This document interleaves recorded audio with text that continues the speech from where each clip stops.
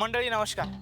काय मग निवडणुका झाल्या, गुलाल उडाला, सरकार सुद्धा स्थापन झालं, पण अचानक महाराष्ट्रातल्या तब्बल 81 लाख लाडक्या बहिणींना अपात्र ठरवून यादीतून बाहेरचा रस्ता दाखवला गेलाय. विषय लय गंभीर आहे बॉस. ज्या बहिणींच्या नावानं कालपर्यंत मतांचा जोगवा मागितला जात होता त्याच 81 लाख बहिणींना आता बोगस ठरवलं गेलंय. पण खरा प्रश्न हा आहे की जुन्या 81 लाख बहिणींना बाद केलंय ठीक आहे, पण त्यांच्या जागी नवीन लाडक्या बहिणी सरकार कधी सामावून घेणार? की निवडणुका संपल्या आणि बहिणींशी असलेलं नातं पण संपलं? आज याच विषयाचा कचकचून पोस्टमॉर्टम करायचा आहे. मी विठ्ठल साबळे आणि तुम्ही पाहताय बाई माणूस. आता सर्वात मोठा आणि लाख मोलाचा प्रश्न, निवडणूक व्हायच्या आधी म्हणजे जेव्हा फॉर्म भरले जात होते तेव्हा हे कडक नियम आणि निकष कुठे गेले होते? तेव्हा तर घ्या फॉर्म, भरा फॉर्म, आम्ही द्यायला बसलोय असं वातावरण होतं. स्वतः मुख्यमंत्र्यापासून ते उपमुख्यमंत्र्यापर्यंत सगळेच सांगत होते की एकाही बहिणींचा फॉर्म सुटू देणार नाही. मग आत्ताच अचानक आयकर भरणारे, 4 चाकी गाडी असणारे आणि KYC न केलेले 81 लाख महिला कशा सापडल्या? निवडणुकीच्या आधी डोळ्यावर सत्तेची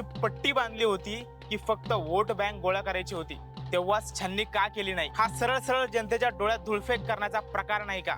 या 81 लाख अपात्र ठरवलेल्या बहिणींचं गुपित काय माहिती आहे? सरकारनं 30 एप्रिलच्या KYC पडताळणीनंतर एकूण 2,47,00,000 लाभार्थ्यांपैकी 1,66,00,000 बहिणींची संख्या निश्चित केली आहे. पण सरकार म्हणतंय या अपात्र ठरलेल्या 81 लाख बहिणींपैकी तब्बल 62 लाख बहिणी अशा आहेत ज्यांनी KYC केलीच नाही. इतकी मोठी संख्या KYC पासून अलिप्त राहिल्याने आता सरकारला ही प्रक्रिया पुन्हा सुरू करावी लागण्याची शक्यता निर्माण झाली आहे.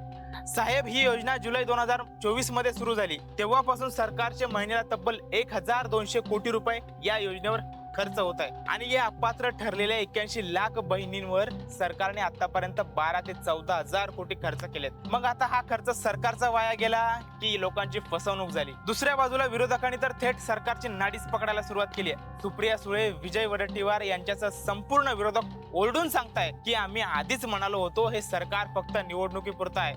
विरोधकांचा दावा असा आहे की सरकारच्या तिजोरीत खडखडाट आहे. खडखडाट. पैशांची कमतरता भासू लागल्यामुळे सरकारने KYC आणि तांत्रिक त्रुटींचा निमित्त करून 81 लाख भगिनीचे हप्ते कायमचे थांबवले आहेत. विरोधकांच्या मते ही तर फक्त सुरुवात आहे. हळूहळू ही योजना पूर्णपणे गुंडाळली जाईल. आता सरकार म्हणतंय योजना बंद होणार नाही, पण 80 लाख बहिणींना बाहेर काढल्यावर सामान्य माणसाच्या मनात शंका तर येणारच ना. सरकार म्हणतंय आम्ही पात्र महिलांवर अन्याय केलेला नाही, आम्ही फक्त बोगसगिरी पकडली आहे. आणि खरं सांगायचं तर काही आकडे ऐकून तुम्हालाही धक्का बसेल. या छाननीमध्ये 16,000 पुरुष सुद्धा लाडकी बहीण बनून दरमहा 1,500 रुपये लाटत होते. याशिवाय 5 लाख सरकारी नोकरदार आणि 10 लाख टॅक्स भरणारे लोक यात घुसले होते. सरकारचा दावा आहे की आम्ही फक्त फिल्टर लावून ही बोगस गर्दी बाजूला केली आहे, योजना बंद होणार नाही. पण साहेब, या बोगस गर्दीच्या नांदात ज्या खऱ्याखुऱ्या गरीब आणि गरजू महिला आहेत, ज्यांना फॉर्म नीट भरता आला नाही, त्या का भरडल्या गेल्या हो? शेवटी मुद्दा एकच, राजकारण कोणत्याही पातळीवर जाऊ, पण गरिबांच्या हक्काच्या पैशावर राजकारण होऊ नये. निवडणुका आल्या की योजनांचा पाऊस पडायचा आणि निवडणुका संपल्या की निकषांची कात्री लावायची. हा खेळ आता महाराष्ट्रातल्या जनतेला चांगला समजलाय. सरकार जर म्हणतंय की आम्ही नवीन अर्ज पण स्वीकारणार नाही, तर मग या 80 लाख बहिणींच्या हक्काच्या पैशाचं सरकार पुढे काय करणार? हा प्रश्न विचारत राहणं गरजेचं आहे. तुम्हाला काय वाटतं, हे सरकारचं पाऊल योग्य आहे की हा महिलांशी झालेला विश्वासघात? आम्हाला कमेंट करून नक्की सांगा.